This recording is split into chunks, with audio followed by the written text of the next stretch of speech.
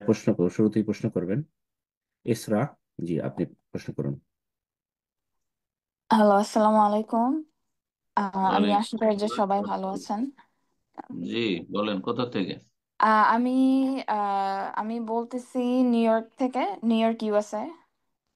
আমি আমার প্রশ্নটা হচ্ছে যে আমি 1 বছর আর অর্ধেক, মানে 1.5 বছরের মতো বিয়ে হয়েছে আমার আর আমার হাজবেন্ডের।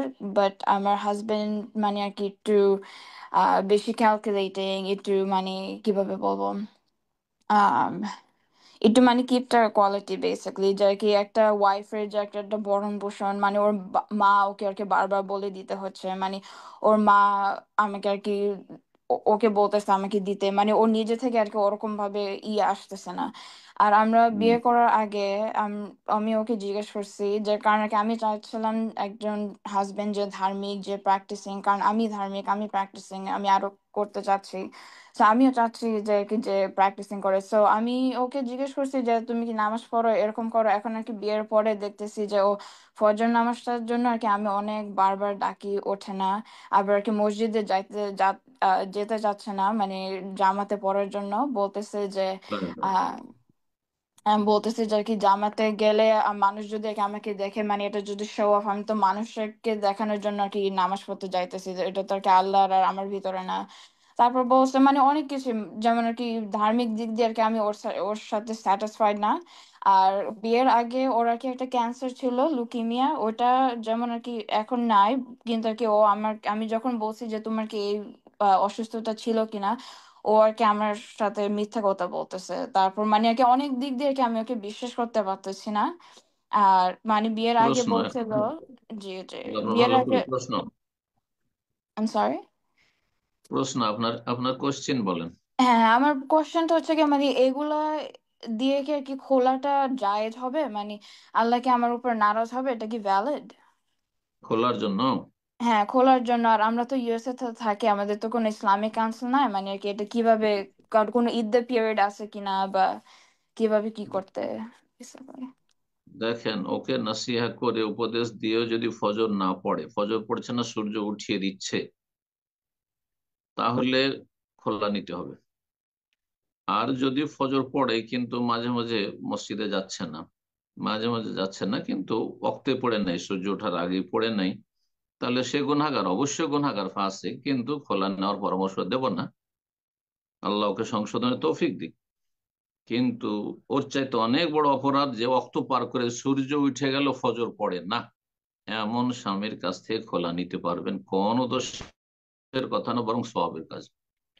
2 নম্বর কথা, সে একজন স্ত্রীর কোন ভরণ পোষণ সম্পর্কে যে যত্ন নিতে হবে, কেয়ার করতে হবে, তা মোটেই করছে না, তার মাকে বলতে হচ্ছে, সে অযোগ্য স্বামী। সুতরাং এটি একটি কারণ খোলার বৈধতার, খোলা নিতে পারবেন। জি, সবর করে না থাকা খোলা নিতে পারবেন। তৃতীয় কারণ হচ্ছে তার মধ্যে একটি রোগ ছিল, ক্যান্সারের, সেই রোগকে সে গোপন করেছে, আর এখন জিজ্ঞাসা করলে সে মিথ্যা বলে। এটা ধোঁকা দিয়েছে। নবী সাল বলছে, মান গাশানা ফালাইসা মিন্নাহ, যে আমাদেরকে ধোঁকা দিবে সে আমাদের দলভুক্ত নয়। সুতরাং সে খেয়ানত করেছে আমানত। এবং এই অপরাধের কারণে যদি আপনি সবর করে থাকেন, ভালো। আর যদি মনে করেন যে সে খেয়ানত করেছে, তাহলে যেমন ব্যবসা বাণিজ্যে আপনাকে কেউ যদি এমন কোন মোবাইল দেয়, মোবাইল কিনছেন যেটা খারাপ, কম্পিউটার ল্যাপটপ নিচ্ছেন খারাপ, কোন একটা সামান নিলেন সেটা খারাপ, তাহলে সেটা অবশ্যই তাকে ফিরিয়ে দেওয়ার আপনার অধিকার আছে। খেয়ারে আইব, এটা ব্যবসা বাণিজ্যের ভাষায়, ফিকহের ভাষায় বলা খেয়ারে আইব। দোষ ত্রুটির কারণে সেখানে আপনার অপশন রয়েছে, রাখতে পারেন, আবার সেটা ফিরিয়ে দিতে পারেন। ঠিক তেমনি বিয়ে শাদীর ক্ষেত্রেও খোলা নিয়ে নিতে পারেন। অথবা কেউ যদি বিপরীতটা হয়, যে কোনো পুরুষ কোন স্ত্রী দ্বারা প্রতারিত হয়, শ্বশুর শাশুড়ি প্রতারণা করেছে, তাহলে সেই ক্ষেত্রেও তালাক দিতে পারে, কোনো দোষের কথা নেই। তবে সব দিক চিন্তা করে দেখুন আপনার জন্য কোনটা ভালো। যদি খোলা নেওয়া ভালো হয় তাহলে খোলা নেবেন, ইস্তেখারা করুন। আর যদি দেখেন যে তাকে সংশোধন করা যাবে, সে কথা শুনতে চাইছে, তাহলে চেষ্টা করুন, কারণ সে একেবারে বেনামাজি নয়। কিন্তু সে যদি না শুনতে চায়, আর একটি কথা বললেন যে সে বলছে মসজিদে গেলে লোক দেখানো হবে, এটা তাকে শয়তান শিখিয়েছে, শয়তান তাকে পথভ্রষ্ট করতে চায়। আল্লাহ বলছেন যে ওয়ারকাও মার রাকি, জামাতে গিয়ে মুসল্লিদের সাথে সালাত পড়ো, নামাজীদের সাথে পুরুষদেরকে নামাজ পড়তে হবে। আর তাকে শয়তান ওহী করছে যে না, আমি মসজিদে গেলে তো রিয়া হয়ে যাবে, লোক দেখানো হয়ে যাবে। তো এই ব্যক্তির অন্তর বাঁকা, আদাহুল্লাহ, আল্লাহ হিদায়াত করুক। এই জন্য আপনি খোলা নিতে পারেন। খোলার ইদ্যত হচ্ছে 1 মাসিক শুধু, 3 মাসিক নয়। তালাক হলে 3 মাসিক, কিন্তু খোলার ইদ্যত হচ্ছে হাইজাতুন ওয়াহেদা, 1 মাসিক। নবী সাল্লাল্লাহু আলাইহি ওয়াসাল্লাম হাদিস দ্বারা প্রমাণিত। বারাকাল্লাহ ফিক। আপনাদের জন্য যেটাতে কল্যাণ আছে সেটাই যেন আল্লাহ করেন। জাযাকাল্লাহ খাইর শেখ। বোন এখানে আরেকটু জিনিস মেনশন করছে যে এখানে যেহেতু সে আমেরিকাতে থাকেন, তো এখানে তো এই খোলার বিষয়টা আসলে পদ্ধতিটা কিভাবে হতে পারবে, হয়তো এই বিষয়ে উনি হয়তো একটু জানতে চেয়েছেন। খোলা, খোলা হচ্ছে বিবাহ বিচ্ছেদ। তার জন্য কোনো একজন, কোনো স্কলার, আলেম, মসজিদের ভালো ইমাম, যোগ্য কোরআন সুন্নাহর জ্ঞানী, তার কাছে গিয়ে, যে দিনের ফিকহ, দিনের জ্ঞান রাখে, তালাকের মাসাইল, খোলা সম্পর্কে জ্ঞান রাখে, তার কাছে গিয়ে বিবাহ বিচ্ছেদ করতে পারবে, যদি রেজিস্টার্ড কোনো কাজী না থাকে। যেমন বাংলাদেশে, ইন্ডিয়াতে রেজিস্টার্ড কাজী আছে বিয়ে শাদী পড়ানোর জন্য, বিয়ে তালাকের জন্য। যদি সেটা না থাকে সেখানে আমেরিকায়, তাহলে যে কোনো মসজিদের ইমাম, খতিব, আলেম, তার কাছে গিয়ে করাতে পারবে।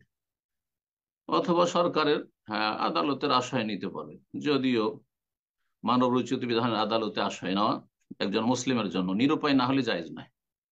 নিরুপায় না হলে মানব রচিত বিধান দিয়ে যেসব দেশে ফয়সালা হচ্ছে সেসব আদালতের শরণাপন্ন হওয়া জায়েজ নয়, তাদের কাছে বিচার চাওয়া জায়েজ নয়। জি।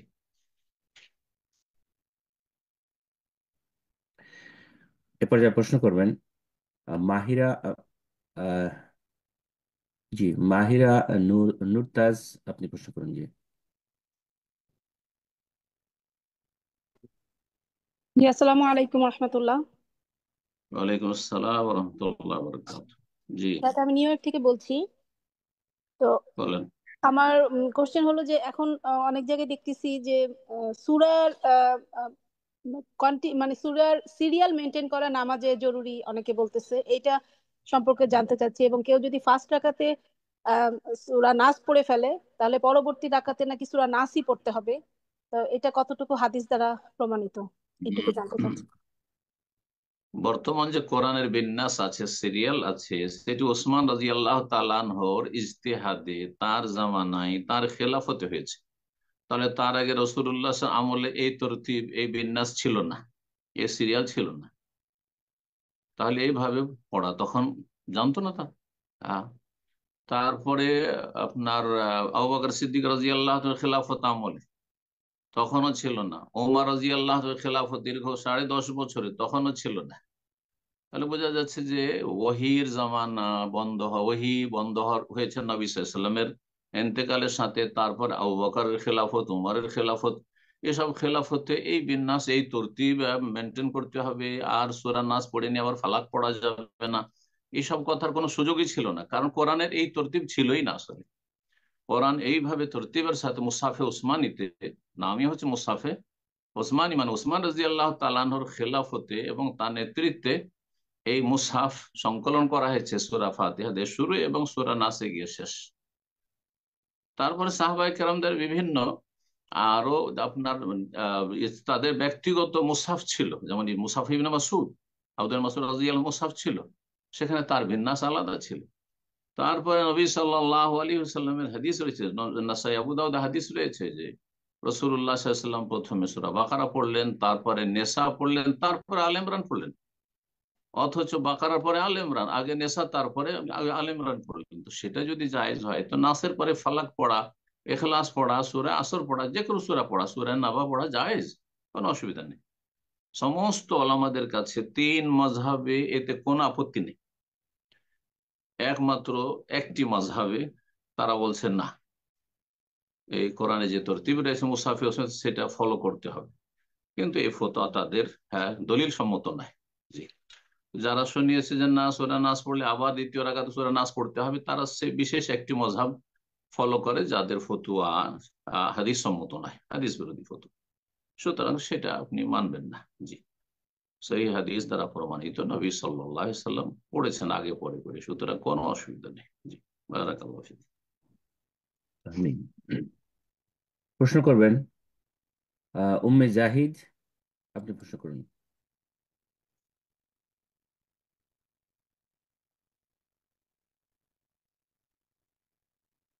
উম্মে জাহিদ, আপনার ফোনটা আনমিউট করে নিন, প্রশ্ন করুন।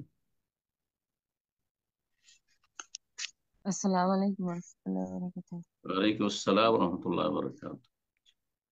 জি, শেখ, আমি বাংলাদেশ থেকে বলছিলাম। বলেন। শেখ, আমার আমার উম, মানে ঘর হয়েছে একটা, কিন্তু আমার দুইটা ছেলে। ওই আপনাদের কাছে এমনি শুনি যে ছেলে 10 বছর হলে মানে একসাথে শোয়া ঠিক না, কিন্তু ওই যখন মেহমানতিরা আসে তখন মানে শোয়ার কোনো জায়গা থাকে না। মানে ওই ক্ষেত্রে জি, আমি কি ছেলের সাথে চাদর কি? আলাদা করবেন। এক বিছানা, আমাদের দেশে তো বড় খাট থাকে, যে খাটে দুজন তিনজনও শোয়া যায়।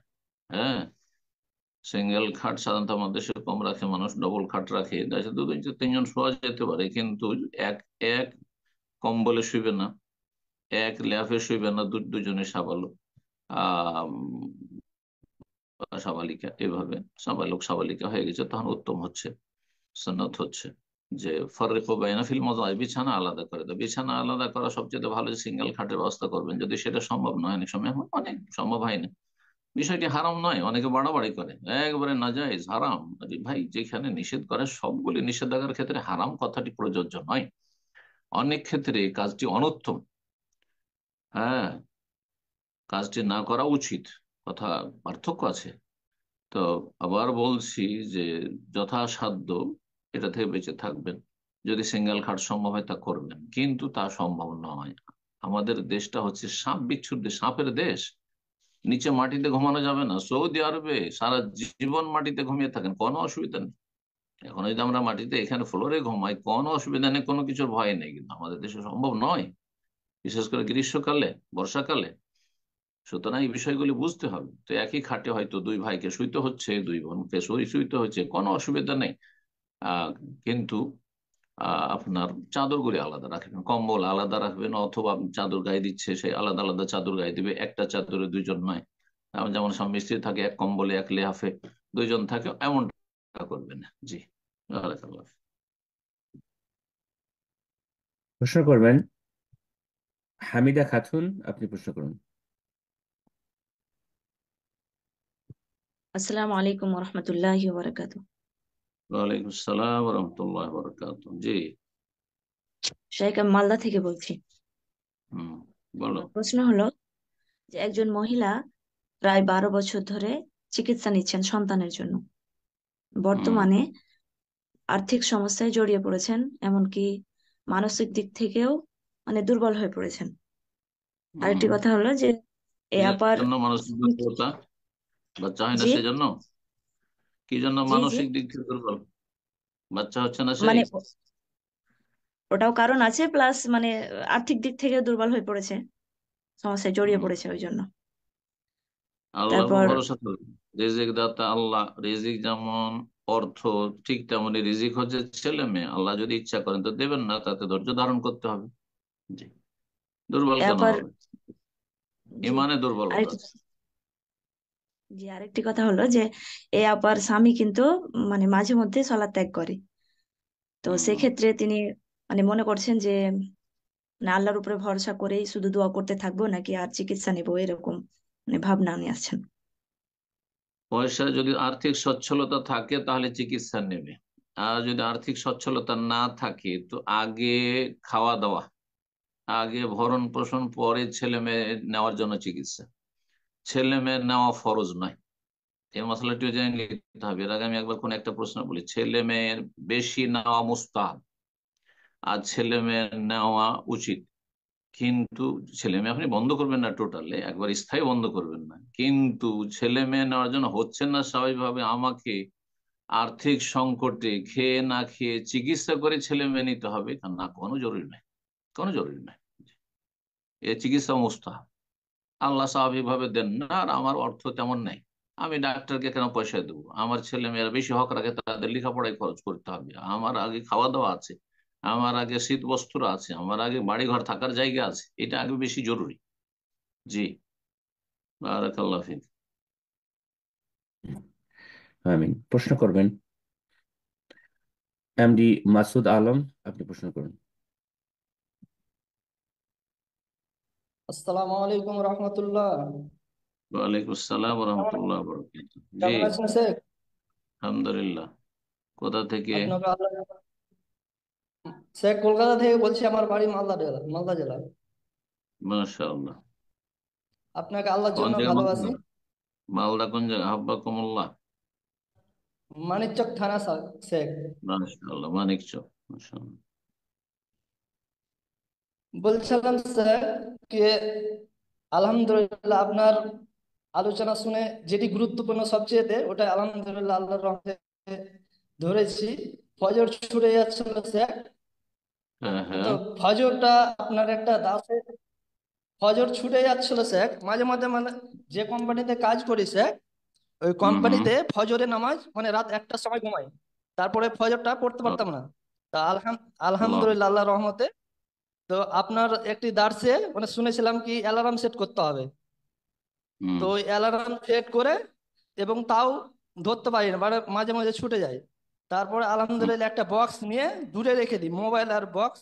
তো হুম, জোরসে যখন হুম। বাজে আমি যেয়ে উঠে যাই। আলহামদুলিল্লাহ তখন মা- না আলহামদুলিল্লাহ পড়ি, আলহামদুলিল্লাহ আল্লাহর রহমতে। আল্লাহ তৌফিক দিক। চেষ্টা করলে অবশ্যই হবে। ওয়াল্লাযীনা জাহাদু ফিনা লানাহদিয়াহুম ইনশাআল্লাহ। সুবুলানা। চেষ্টা করলে অবশ্যই হবে। আলহামদুলিল্লাহ, আল্লাহ শুকরিয়া আদায় করো। আলহামদুলিল্লাহ। শেখ ফজরের নামাজ তো পড়ি আলহামদুলিল্লাহ আল্লাহর রহমতে, খুব মানে দারুণই লাগে। ফজরের নামাজ যেদিন মিস্টেক হয়ে যায়, মনটা একদম সুস্থি, হ্যাঁ, হ্যাঁ। মনে মানে এত সুস্থি, মানে কাম আমরা যে কাম করি রাত 1টা অবধি কাম করি, কামে মানে হুম। এনার্জি নাই। আর যখনই ফজরের নামাজ পড়ে এলাম, আলহামদুলিল্লাহ আল্লাহর রহমতে খুব ফ্রি, মন ফ্রি, সবই ফ্রি। এতে কোনো সন্দেহ নেই। ফজরের সালাত পড়ে যদি মানুষ দিন শুরু করে, তাহলে তার দিন দুনিয়া শরীর স্বাস্থ্য, ধন সম্পদ সব কিছুতে বরকত হবে। ফাহুয়া ফি জিম্মাতিল্লাহ, আল্লাহর হেফাজতে থাকবে। নবী সাল্লাল্লাহু আলাইহি ওয়াসাল্লাম হাদিসে, সুবহানাল্লাহ। আর যারা ফজর পড়ে না তারা হতভাগা, হতভাগা যারা ফজর পড়ে না। আল্লাহ হেদায়েত দান করুন। আল্লাহ তো শেখ তোমাকে আরো দোয়া তৌফিক করবেন। দান করুন। হ্যাঁ শেখ দোয়া করবেন, শেখ জানে জান্নাতুল ফিরদৌস জানা পাওয়ার তৌফিক দান করে আল্লাহ রাব্বিল আলামিন। আমিন, ওই জন্য আমিন। আল্লাহ চেষ্টা। আল্লাহ যেন তৌফিক দান করেন, আল্লাহ যেন তৌফিক দান করেন, জান্নাতুল ফিরদাউস দান করেন আমাদের সকলকে তো তোমার। তো শেখ আমার প্রশ্ন একটি, আমার আম্মা একটি কথা বলে, যখনই নমাজের কথা বলি আমার আত্মীয়ের ভিতরে, কি এ নমাজ পড়তে হবে, নমাজ না পড়লে হবে না, নমাজ গুরুত্বপূর্ণ। হম। তো ওই একটি কথা বলে রাখে, ওরা উদাহরণ দেয় কে, যে একজন নামাজি ছিল আর একজন বেনামাজি ছিল। তো আল্লাহ রব্বিল আলামিন মানে বলেছিল ওই একটি ছেলে যে বেনামাজি কে, আমি তো হম। নামাজ পড়ি না, তুমি নামাজ পড়ো। তো যে নামাজ পড়ে ও বলেছিল, তুমি নামাজ পড়ো না, তুমি জাহান্নামে যাবে। তো ওই কথাটি বলার হম। পরে তো আল্লাহ রাব্বিল আলামিন যে নামাজ পড়ে তাকে জাহান্নাম দিয়েছে, আর যে নামাজ পড়ে না তাকে জান্নাত দিয়েছে। এটা কতটুকু সত্য, কোরআন হাদিস হিসাবে কথা বলবেন, বলবেন, চালাবেন। আর কথাটি আরেকটি অর্ধেক আরেকটি মিথ্যা। আরেকটি শেখ, এটা আরেকটি সে কথা, আর আরেকটি আরেকটি হ্যাঁ। সেটা অনেক দীর্ঘ হয়ে যাচ্ছে, তো আমার মনে হয় এর যদি রিলেটেড, ওই, এর সাথে যদি প্রশ্ন হ্যাঁ, রিলেটেড হ্যাঁ, এর কিছু সাথে হয় এর তাহলে সাথে ক্লিয়ার রিলেটেড করবো। হলে ঠিক আছে। কি বলছো গো, বলতে দেন। এর সাথে মনে হয় ওর আম্মারই কথা বলছে। হ্যাঁ, তো বলছিলাম শেখ আরেকটি কথা বলে রাখে, কি একটি পতিতালয় মহিলা যখন কুকুরকে পানি পান করে জান্নাতে যেতে পারে, তো আল্লাহ যদি চাহে বেনামাজিকেও জান্নাত দিতে পারে। হম। ওটা ওকে জানলো কি করে? ওটা তো নবী সাল্লাল্লাহু আলাইহি ওয়াসাল্লাম বলেছেন ওই মহিলার কথা, কিন্তু অন্যরা কি করে জানবে? এটা শয়তানি, শয়তানি কথা।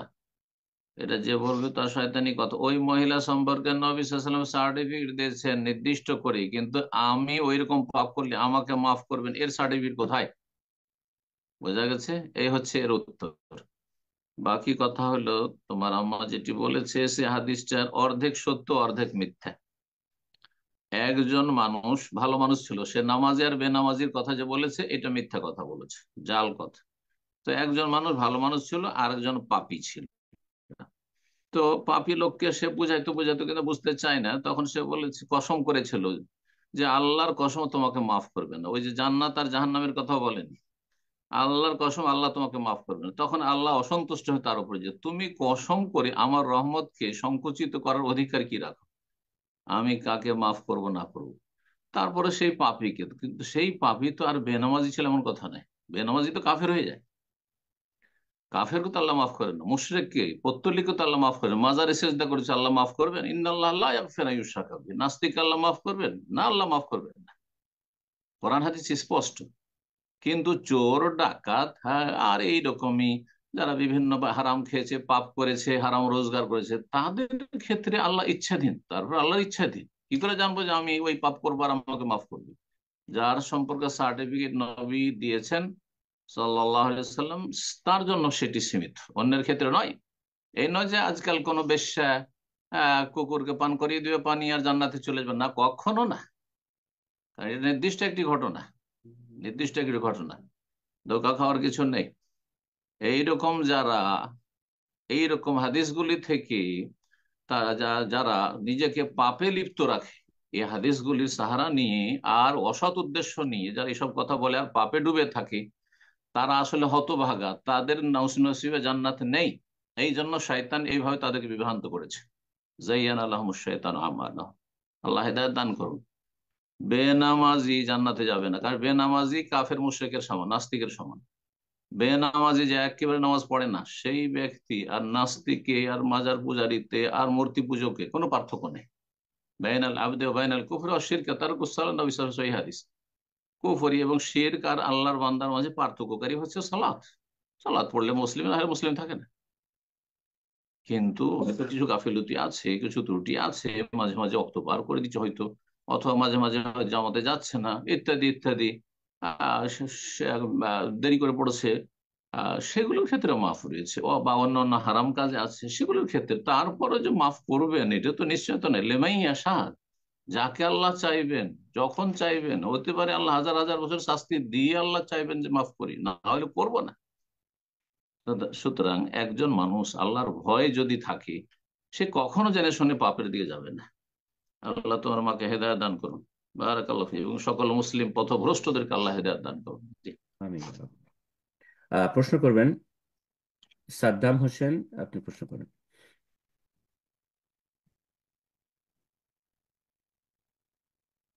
জি সাদ্দাম হোসেন, আপনার ফোনটা আনমিউট করে নিন, প্রশ্ন করুন।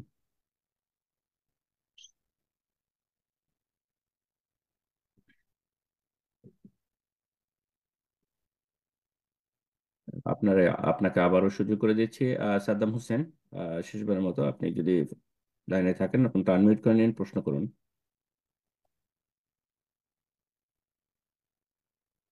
এরপর যে আমরা আরেকজনকে সুযোগ করে দিচ্ছি, প্রশ্ন করবেন আবুল কাসেম। জি আপনি প্রশ্ন করুন। আসসালামু আলাইকুম ওয়া রাহমাতুল্লাহি ওয়া বারাকাতুহু। শাইখ, ওয়ালাইকুম আসসালাম ওয়া রাহমাতুল্লাহি ওয়া বারাকাতুহু। আমি জি, বাংলাদেশ নারায়ণগঞ্জ থেকে বলছি। বলেন। মাশাআল্লাহ। যে আমার প্রশ্ন হচ্ছে, আমি যখন হানাফি ইমামের পেছনে সালাত আদায় করি, তখন হানাফি ইমাম সালাতের সাহু সেজদার সময় মানে শেষ বৈঠকে তাশাহুদ পড়ে সাহু সেজদা মানে ডান দিকে সালাম ফিরিয়ে দুইটা সেজদা করে করে আবার তাশাহুদ থেকে শুরু করে। এখন আমি এই ক্ষেত্রে কি করব? সালাম ডান দিকে সালাম না ফিরিয়ে দুইটা সাহু সেজদা করলে হবে কি, নাকি ইমামের অনুসরণ করে সালাম ফিরাতে হবে?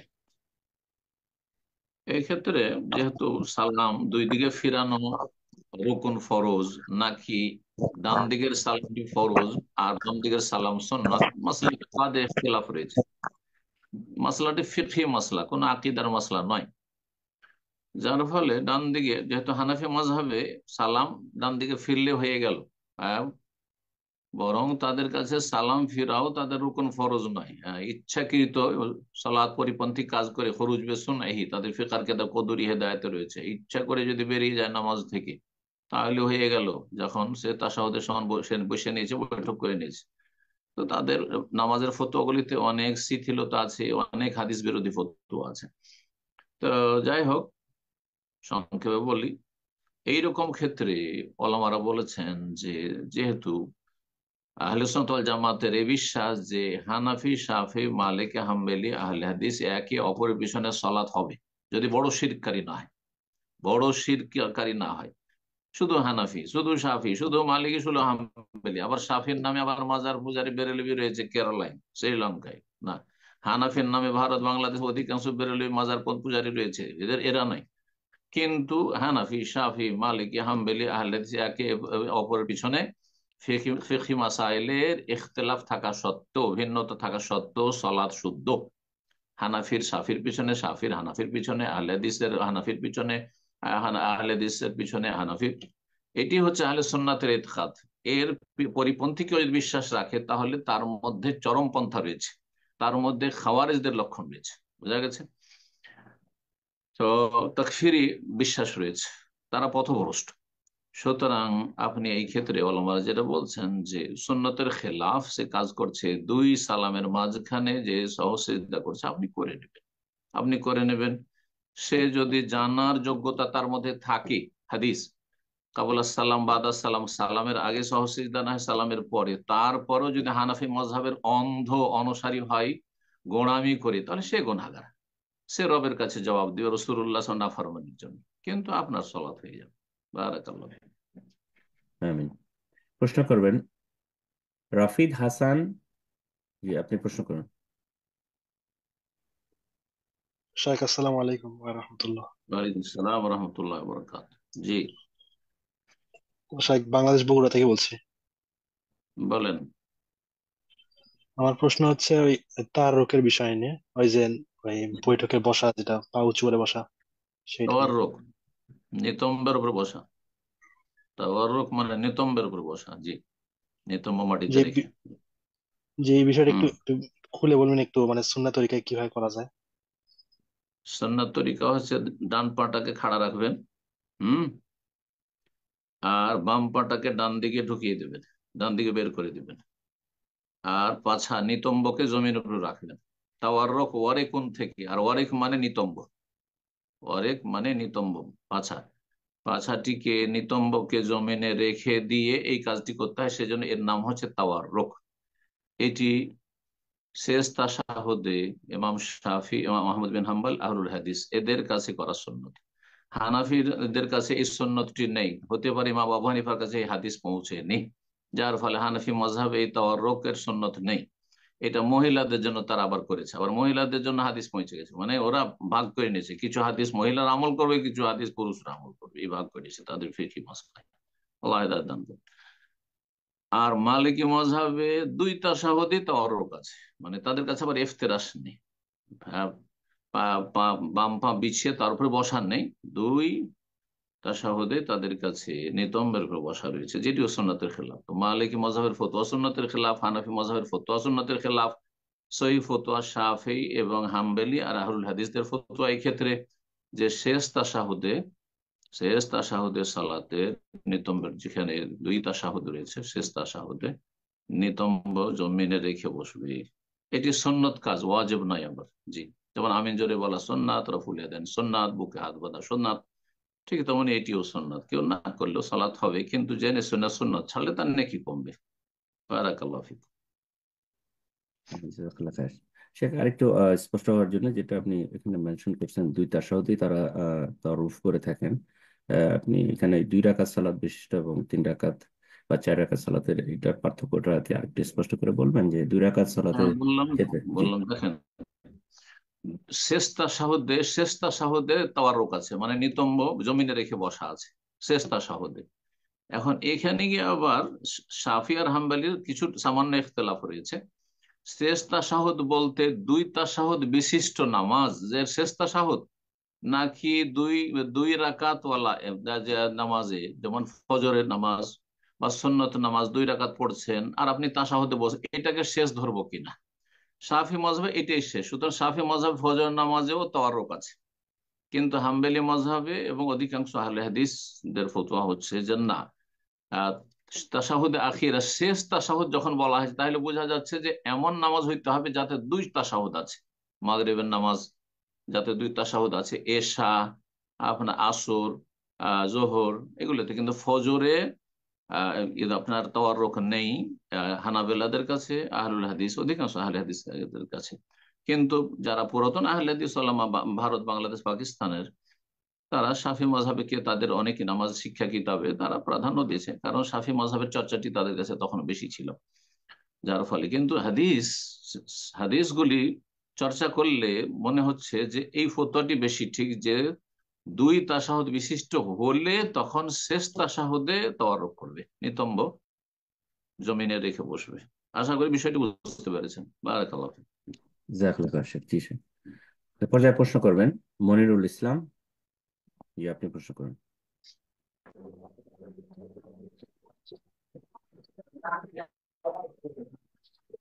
আসসালামু আলাইকুম। ওয়ালাইকুম আসসালাম ওয়া রাহমাতুল্লাহি ওয়া বারাকাতুহু। কেমন আছেন? বলেন।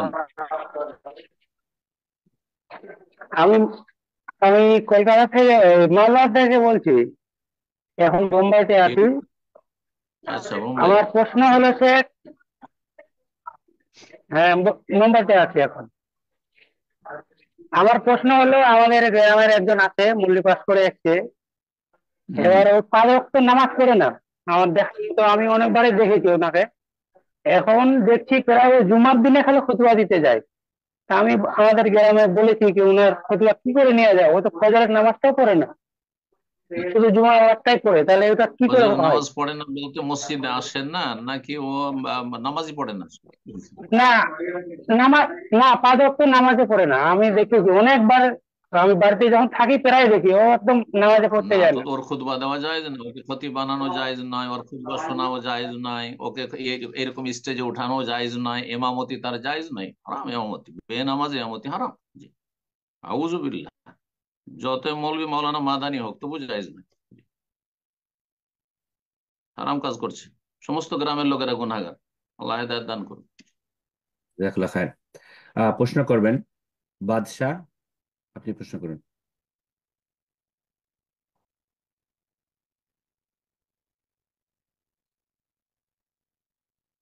জি বাদশাহ, আপনার ফোনটা আনমিউট করে নিন, প্রশ্ন করুন।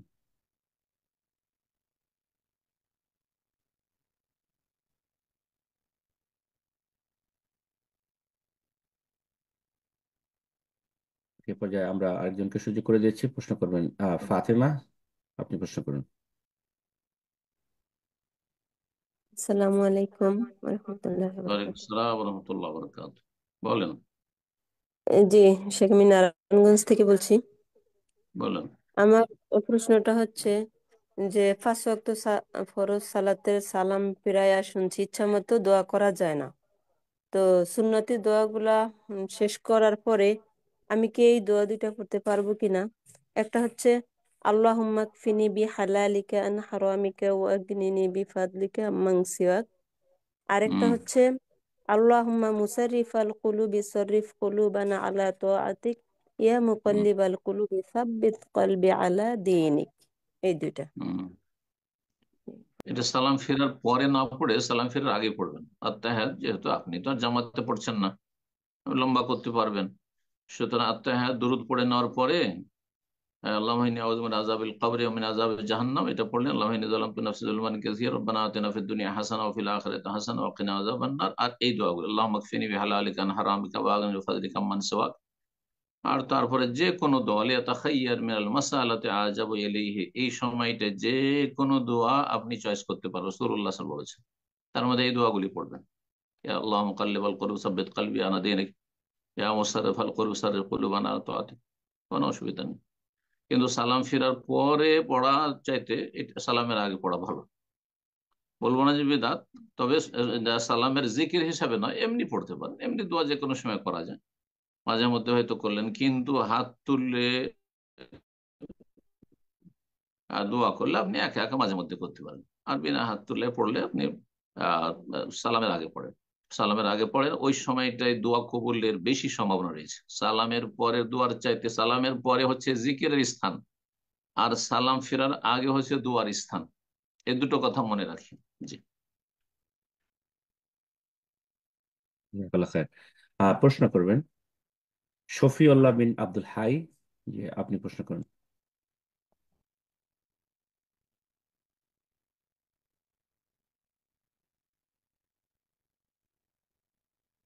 জি, ফোনটা আনমিউট করে নিন, প্রশ্ন করুন।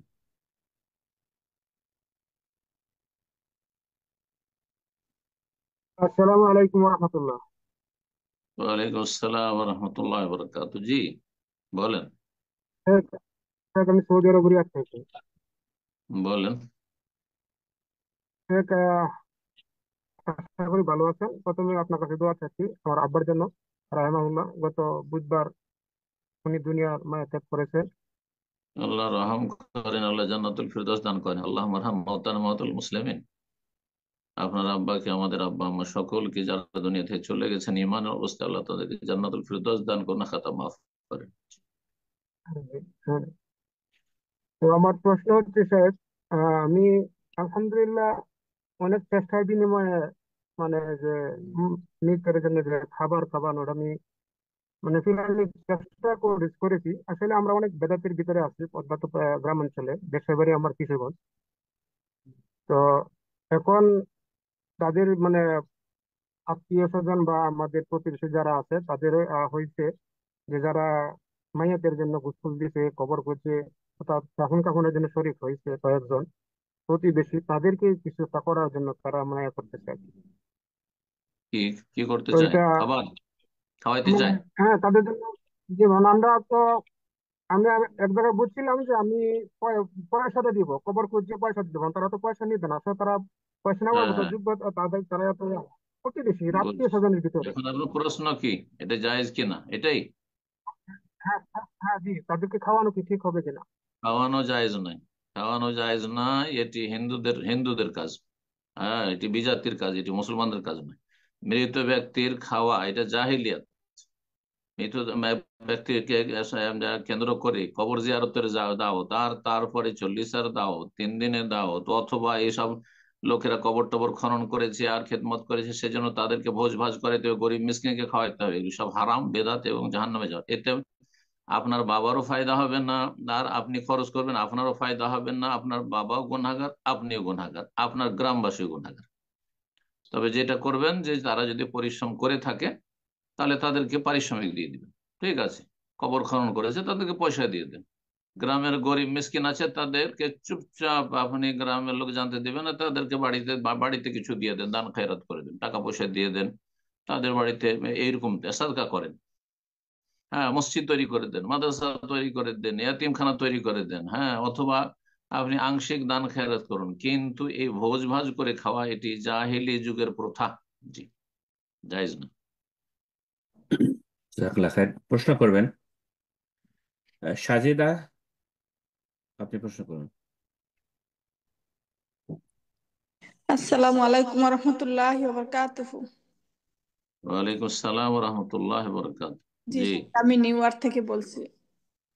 বলেন। আমার একটা কোশ্চেন, একটা মেয়েকে বিয়ে দেওয়ার পরে হাজবেন্ড যদি মানে ওইভাবে মেয়ের ভরণ পোষণ না দেয়, যেমন বিয়ের আগে ছেলেটা বলছে যে আমি অনেক দিনদার বা আমি ইসলামের এরকম অনেক কাজ করতে চাই, কিন্তু বিয়ের পরে দেখছি যে আসলে ও পুরাটাই ধোঁকাবাজি করছে, ও আসলে দিন হুম, বলতে ওর ভিতরে কোনো কিছু নাই। তারপরে একটা মেয়ে হুম, একটা সংসারে ওর সংসারে থাকলে একটা মেয়েকে একটা হাজবেন্ড যেভাবে টেক কেয়ার করে ভরণ পোষণ দিয়া বা এইভাবে অন্য দিক দিয়া, মানে কোনো কিছুতেই ওর কোনো মানে কেয়ার নাই একটা ওয়াইফের প্রতি, কিন্তু আল্লাহ হেদায়েত করুন। হ্যাঁ হুম, মেয়েটা ওর কাছে ওর হাজবেন্ডের কাছে যায় দেখেছে সপ্তাহ সর্বোচ্চ 1 সপ্তাহ থাকতে পারে না, ও বলে যে ওইখানে আমার দম বন্ধ হয়ে আসে, তাহলে আমি এখন কি করব? হুম। এই ক্ষেত্রে কি করণীয় আছে শাইখ? যদিও দায়িত্ব ভরণ পোষণের না নেই, বোঝা গেছে, তাহলে আপনার মেয়ের খোলো করিয়ে নিতে পারবেন। এইরকম একটা প্রশ্ন আপনি ওর থেকে একটু আগে করেছে, প্রথম দিকে এক বোন করেছেন, তো সেটা তার নিজের সমস্যা। তো এই ক্ষেত্রে বলবো যে আপনি অযোগ্য ছেলেকে মেয়ে ভুলবশত চলে গেছে, ধোকা দিয়েছে সে, আর সে কাবিরা গুনাহ করেছে, খেয়ানতের কাবিরা গুনাহ করেছে, মানুষের হক নষ্ট করেছে, আল্লাহ তার হক নষ্ট করবে তওবা করে ফিরে না আসে। তো আল্লাহ হেদায়েত দান করুক সকলকে এবং তার অনিষ্ট থেকে রক্ষা করুক আপনাকে, আপনার মেয়েকে। আপনি খোলা নিয়ে করিয়ে নিতে পারবেন আপনার মেয়ের। আর যদি তাকে নিয়ে বিচার সালিস করে সামাজিক ভাবে অথবা পারিবারিক ভাবে তাকে যদি কন্ট্রোল করা যায়, সংশোধন করা যায়, তো একটা পদক্ষেপ নিতে পারে। পদক্ষেপ নিতে পারেন, দেখতে পারেন, চেষ্টা করে, হলো হলো, আর না হলে খোলা করিয়ে নেন, আল্লাহর উপর ভরসা করেন, আল্লাহ ভালো ব্যবস্থা করে দিবেন, রবের কাছে দোয়া করেন। এই ক্ষেত্রে পরামর্শ দেবো যে একটু ইস্তেখারা করেন, 2 রাকাত সালাত পড়ে আল্লাহর কাছে দোয়া করেন যে আল্লাহ আমার মেয়েকে এরকম দিয়েছি ভালো মনে করে, এ তো ধোঁকাবাজ, ইসলামের সুরতে এই তো শয়তান, তো আল্লাহ হেদায়েত দান করুন, তো তার অনিষ্ট থেকে আল্লাহ রক্ষা করো, আর যদি এতে খোলাতে কল্যাণ না হয় তো আমাকে খোলা করা তৌফিক দাও, তারপরে সিদ্ধান্ত নিচ্ছি। 5 ওয়াক্ত নামাজি যদি না পড়ে তাহলে সে একেবারে অযোগ্য, কোন মুসলিমের জন্য যোগ্য নয় বেনামাজি ব্যক্তি। আর হারাম খেয়ানত কোন বাবা, কোন ভাই, অভিভাবক যদি বেনামাজিকে একটা নামাজি মেয়ে দেয় তাহলে সেই ব্যক্তি খেয়ানত করলো, বান্দার হক নষ্ট করলো, কাবিরা গুনাহ করলো, আল্লাহ হেদায়েত দান করুন। আর যে ধোঁকা দিয়েছে সে কাবিরা গুনাহ করেছে, আল্লাহ হেদায়েত দান করুন। বারাকাল্লাহু ফিকুম, আল্লাহ ভালো ব্যবস্থা করুন আপনার মেয়ের জন্য। আমিন। প্রশ্ন করবেন এমডি তারিকুল ইসলাম, আপনি প্রশ্ন করুন। আসসালামু আলাইকুম ওয়া রাহমাতুল্লাহি ওয়া বারাকাতুহু। ওয়ালাইকুম আসসালাম ওয়া রাহমাতুল্লাহি ওয়া বারাকাতুহু। জোরে বলেন, এত আস্তে কাজ নেই।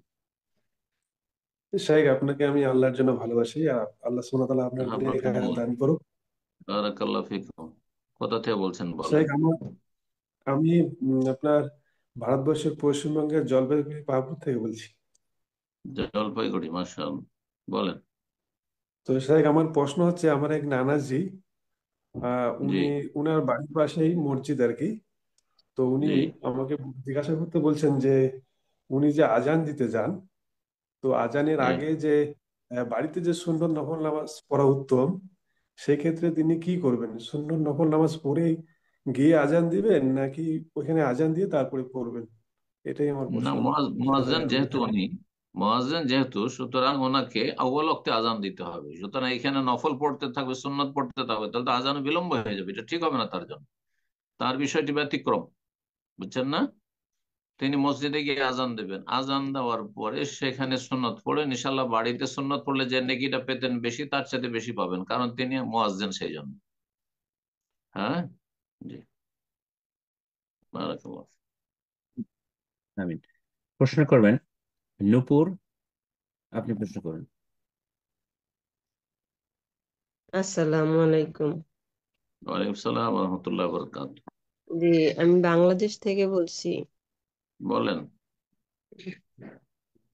আমার প্রশ্ন, আমি সকাল সন্ধ্যার দোয়া নিয়ে আমি জানছি যে একটা দোয়া মানে সকাল সন্ধ্যা 10 বার করে পড়তে হয়। লা ইলাহা ইল্লাল্লাহু ওয়াহদাহু লা শারীকা লাহ, লাহুল মুলকু ওয়া লাহুল হামদু ওয়া হুয়া আলা কুল্লি শাইইন কাদির। কিন্তু এরকমই আবার একটা দোয়া আছে মাঝখানে শুধু সেন্স ইউহয়ি ওয়া ইউমিতু। তাহলে আমার প্রশ্নটা হচ্ছে কি, দুইটাই আমি 10 বার 10 বার করে পড়বো সকালে এবং বিকালে, নাকি একটা পড়লেই হবে? একটা পড়ুন, একটা পড়বেন। যদি ইহি অয়মি তো লাগিয়ে দেন আরো বেশি ভালো।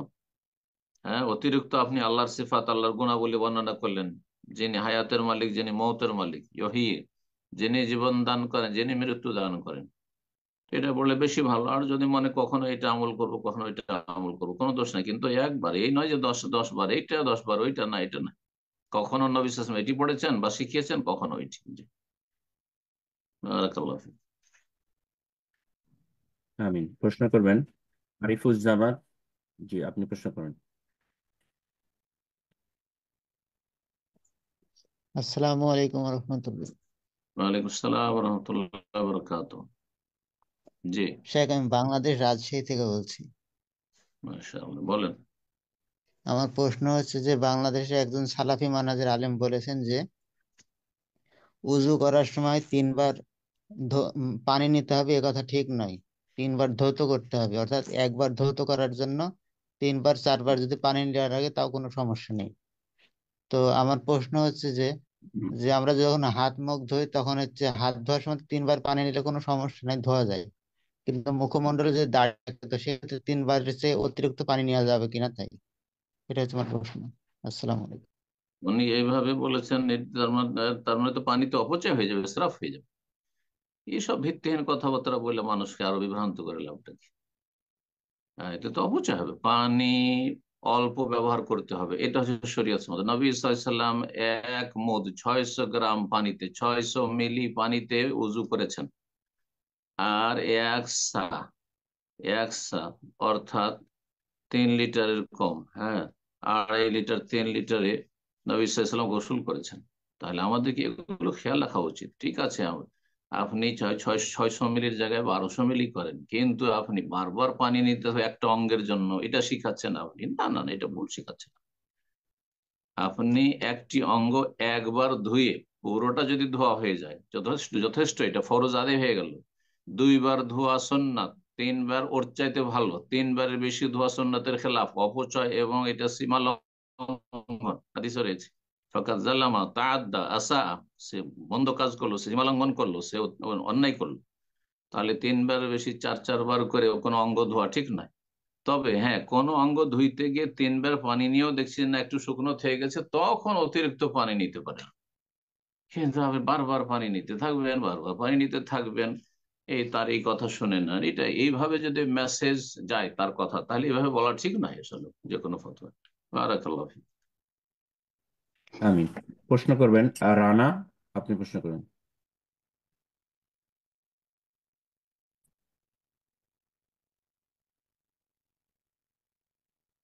আসসালামু আলাইকুম রহমতুল্লাহ। ওয়ালাইকুম আসসালাম রহমতুল্লাহ বরকাত। জি বলেন।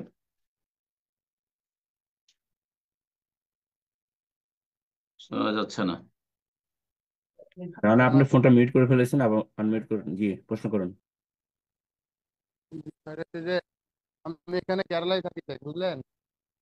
তো হুম। আমার রুমের পাশে মসজিদ আছে, মসজিদটাতে শাফি মাযহাবের, ঠিক আছে। তো ওখানে আমি ফজরের নামাজ পড়তে যাই। তো ওরা প্রত্যেক রুকু থেকে যে উঠে, মানে ফজরের 2 রাকাতে রুকু থেকে উঠে আপনার ওই দোয়া কোনত শুনতে করে কোনত থাকে, ঠিক আছে। অনেকবার তো উত্তর আমি দিয়েছে, গত সপ্তাহে তো দিয়েছে এর উত্তর। হ্যাঁ, তো আপনার প্রশ্ন কি তাই বলেন? কোনত করে, যে শাফেঈরা কোনত করে ফজরের। জি, প্রশ্ন কি? হ্যাঁ, এটাই যে তাহলে আমি তো ওখানে হাত তুলি না, ঠিক আছে। তখন কিন্তু খারাপও লাগে, আমার পাশে মানে বড় বড় মানুষ হাত তুলে, আমি আমি তুলি না, মনটা খুব খারাপ হয়ে যায়। তো এখানে কি ওই মসজিদে যাবো না, আমি হাত তুলবো না, আমি ওইভাবেই থাকবো? সালাফি মসজিদ আছে যারা সুন্নত মোতাবেক নামাজ পড়ে, এই বেদাতটি করে না, এমন মসজিদ আছে? ওখানে আহলে হাদিস মসজিদ আছে? হ্যাঁ, এই মসজিদটা আছে, তবে আমার কাছ থেকে প্রায় 1.5 কিলোমিটার দূরে। না, তো ওয়াক্তিয়া নামাজে যাবেন না, জুমাতে যাবেন ওখানে সালাফি মসজিদে, ওদের কাছ থেকে কিছু শিখতে পারবেন। কারণ শাফি যে আবার 2 ভাগে বিভক্ত কেরালায়, শাফি দেওবন্দি, এখানে শাফি বেরলভী। শাফি এখানে যা তবলিগি সুফি, আর শাফি একেবারে বেরেলভী পর্যন্ত আছে, হ্যাঁ, যারা গায়রুল্লাহর কাছে মদদ চায় স্পষ্ট। জি, সাকাফা সুন্নিয়া, সাকাফা সুন্নিয়াওয়ালারা ওখানকার। তো কথা হচ্ছে যে ওদের থেকে সাবধান। আর যারা আমাদের দেশের হানাফি বেরলভীদের মতো শাফি বেরলভী, তারা একই হুকুম, তাদের পিছনে নামাজ পড়া জায়েজই নয়, নামাজ হবেই না মুশরিকদের পিছনে।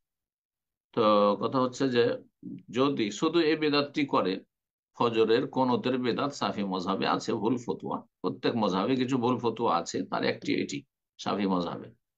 তো আপনি সেখানে হাত না উঠিয়ে যদি এমনি আপনি আল্লাহর কাছে নিজের দোয়া, আমি না আমিন বলতে যাবেন না ইমামের পিছনে, আপনি নিজের দোয়া করতে থাকেন। কারণ নীরব থাকা এতে নেই, সলাতের ভেতর নীরবতা নেই, সুতরাং দোয়া করতে থাকেন, আপনি দোয়া পড়তে থাকেন। আর যদি দেখেন যে না, সেটাতে হয়তো কেউ হয়তো কোনো রকমের আপত্তি করতে পারে বা ঝগড়া বিবাদ হইতে পারে, তাহলে হাত উঠিয়ে আল্লাহর কাছে দোয়া করেন, সমস্যা নেই, হাত উঠিয়ে দেন। কিন্তু ওই বেদাতি কোনতের ওপর আপনি আমিন আমিন বলতে যাবেন না, এতটা করবেন আপনি। জি। জাজাকাল্লাহ খায়ের। আজকের সর্বশেষ প্রশ্ন নিচ্ছি, অনেক সময় হয়ে গেল। ইনশাআল্লাহ আগামী প্রোগ্রামে আপনাদের বাকি প্রশ্নগুলো আমরা নেওয়ার চেষ্টা করব। সর্বশেষ প্রশ্ন করছেন SK মোহাম্মদ, আপনি প্রশ্ন করুন। আসসালামু আলাইকুম ওরহমতুল্লাহি ওয়াবারাকাতুহু। ওয়ালাইকুম আসসালাম রহমতুল্লাহ বরকাত। জি বলেন। শেখ, আমি রিয়াদ থেকে বলছি। কোথা থেকে? রিয়াদ। রিয়াদ, বলেন। শেখ, একটা অমুসলিম মানে মুসলিম হতে চায়, তার জন্য হ্যাঁ, খাজনাটা কতটা জরুরি, বা খাজনার বিধান কি আছে? একটু এটা যদি উর্দুতে অ্যান্সারটা দিতেন ভালো হতো। না, অবাঙালি এখনই খাতনার কোনো প্রয়োজন নেই। আপনি ওকে খাতনা শিখাতে যান না, না হলে কলমা পড়বেন না, ও চিরকালে জাহান্নামী হয়ে যাবে। একটা লোক যদি ইসলাম কবুল করে খাতনা না করে, তাহলে সেই ব্যক্তি একটা ওয়াজিব ছাড়লো, কিন্তু সে আল্লাহ হয়তো তাকে মাফ করতে পারে। কিন্তু এই খাতনার কথা এখনই বলে দিবেন ওকে, আর তারপরে সে বলে যে না না না না, এত বড় মানুষ, আমি খাতনা করতে পারবো না, এত রক্ত বের হবে, রক্ত আমি এটা বরদাস্ত করতে পারবো না, এই কষ্ট। তাহলে আপনি তাকে তার ক্ষতি করলেন, জাহান্নামে ঠেলে দিলেন তাকে। সেই জন্য খাতনা মাতনার কথা, এখনো যদি সে অমুসলিম থেকে থাকে, ইমান তার পাক্কা হয়নি, 2-4-6 মাস হয়েছে, ইসলাম শিখেছে, অন্তরে তার ইমান ইসলাম শক্ত হয়েছে, তখন খাতনার কথা বলতে পারে যে খাতনা করে না, ওটা তোমার জন্য উচিত। বোঝা গেছে? একটি লোক যদি খাতনা নাও করে, সে মুসলিম, কিন্তু সে একটি খাতনা মানে মুসলমানই নয়, এটা জাহেলদের কথা আমাদের মুসলিম সমাজের। খাতনা নাম মুসলমানই, এটা বাঙালিদের যে হালত, এটি অজ্ঞতা আসলে, যারা মুসলমানই বলে খাতনা না করে মুসলমান থাকতে পারে।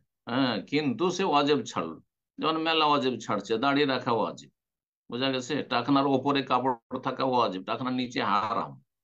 তো টাকার নিচের লক্ষ লক্ষ মুসলিম, আজকাল অধিকাংশ মুসলিম এরকম, ওদের নাম এমনকি অধিকাংশ নামাজিও টাকার নিচে কাবো। আর তারপরে আপনার অধিকাংশ নামাজিও দাড়ি মুন্ডা। তো কথা হচ্ছে যে ঠিক ওই রকমই, একটা লোক দাঁড়িয়ে না রাখলে যেরকম গুনাহ, ওই রকম একটা লোক খাতনা না করলে ওরকম গুনাহ। বুঝা গেছে? খাতনা করলেও খাতনার উপকারিতা বলবেন যে খাতনা, কিন্তু প্রথমখানে এক্ষুনি নয়। 2-4-6 মাস গিয়েছে, 5 ওয়াক্ত নামাজ পড়া শুরু করে দিয়েছে, রমজান মাসে রোজাও রাখলো, আর দিন শিখেছে, এখন ইমানটা তার শক্ত হয়েছে, ইসলাম ছাড়বে না, এখন বেশ শক্ত হয়েছে। তখন তাকে বলেন যে খাতনা না করলে অনেক সময় পেশাব জমে থেকে যেতে পারে, অনেক সময় সেখানে আপনার বীর্য জমে থেকে যেতে পারে, স্বপ্নদোষ হলো বা সহবাস হলো, সেখানে অপবিত্র থেকে যাওয়ার আশঙ্কা আছে, ইত্যাদি এসব কথা বলতে পারে। জি। আর আগে থেকে খাতনা না মোটেই জায়েজ নয় যে একটা অমুসলিমকে বলবেন যে দেখো না, ও কলমা পড়বে, খাতনা করতে হবে, এইভাবে ইসলামের দাওয়াত দেওয়া হারাম, জায়েজ না এরকম। জি, বারাকাল্লাহ ফিক। জি ওস্তাদ জি, আজকে এখানে শেষ করা যাক ইনশাআল্লাহ। জাযাকাল্লাহ জি, খাইর। জাযাকুমুল্লাহ খাইর, বারাকাল্লাহ ফিকুম। বারাকাল্লাহ ফিক। আর যেসব ভাই বোন আমাদের সাথে থাকলেন, তাদের জন্য দোয়া করি, আল্লাহ রাব্বুল আপনাদেরকে উত্তম প্রতিদান দান করেন। আর যারা আমাদের পরিচালনা রয়েছে, আমাদের ভাইরা, আল্লাহ রাব্বুল তাদেরকে উত্তম প্রতিদান দান করে। যারা প্রচার প্রসারে রয়েছে, আর আমাদের ভাই বোনদেরকে জানিয়ে দিচ্ছেন সময় মতো, আল্লাহ তাদের উত্তম প্রতিদান দান করেন এবং তাদের গুনাহ খাতা মাফ করেন, তাদের নেক আমলগুলি কবুল করেন। আল্লাহ রাব্বুল আলামিন দিন দুনিয়ার সার্বিক জীবনে আল্লাহ আমাদের সকলের বরকত দান করেন। ওয়া সাল্লাল্লাহু ওয়া সাল্লাম আলা নবিয়িনা মুহাম্মদ ওয়া আলা আলিহি ওয়া সাহবিহি আজমাইন।